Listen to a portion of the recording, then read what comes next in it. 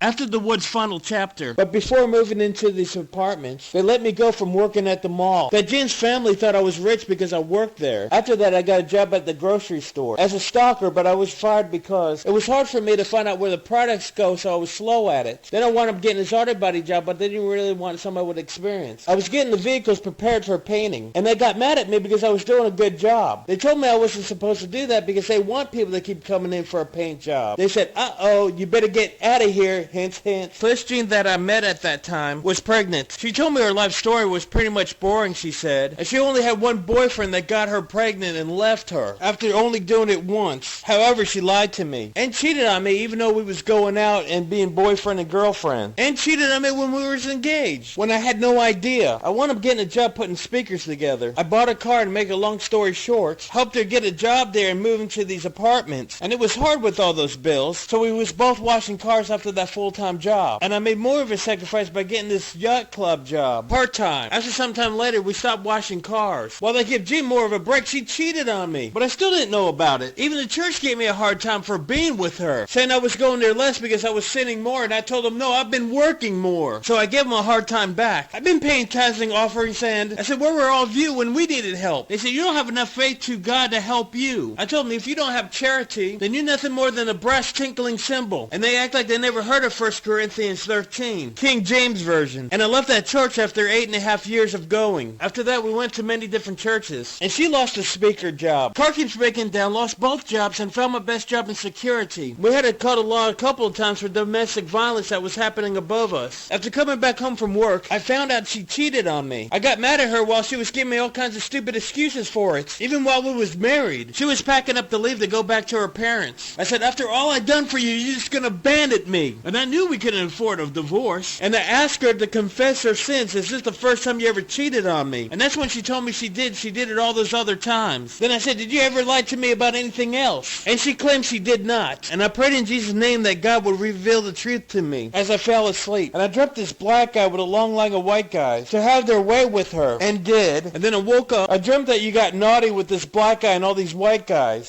It's all true. God really does give you vision in your dreams. It happened a long time ago before we met, but I never wanted to tell you because we wouldn't get married. And it happened exactly like you said. My brother's friends used to smoke pot with my dad. When my dad wasn't around, my brother took his friends to watch my dad's X-rated tapes. And that's when they all took advantage of me. At first I didn't like it, then I got used to it, then I started liking it. And that tore me up inside because I never wanted to marry a female like that. So in other words, I married a lie. You only told me you had one guy after I was waiting for the right person. Now I don't blame the church for getting upset with me. Now this time I'm leaving. As this was going on, the people upstairs called the law on us. You will not leave me! And that's why you left your daughter behind, because this way she don't slow you down or stop you from cheating on me. You know, they threatened me. They said if I take my daughter, I would never see her again. And years later, my stepdaughter found out that was a lie because she found papers to sign her daughter away to the sinful family, and it was illegally done. She asked who it was, and I said, it's obvious, it's the police. She said she didn't see anyone out there.